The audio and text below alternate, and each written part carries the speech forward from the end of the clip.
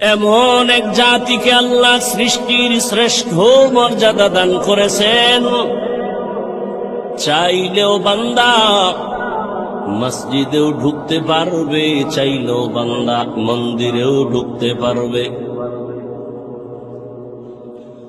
আল্লাহ এমন এক জাতি মানুষ সৃষ্টির শ্রেষ্ঠ মর্যাদা দান করেছেন, চাইলে বান্দা ক্যাপ লাগাইতেও পারবে, চাইলে বান্দা টুপিও পড়তে পারবে। আল্লাহ পাক বলেন, এই মানুষ সৃষ্টির শ্রেষ্ঠ মর্যাদা দিয়া আমি দুনিয়াতে পাঠাইয়া আবার এদের মধ্যে একটু আলাদা মর্যাদা দিলাম।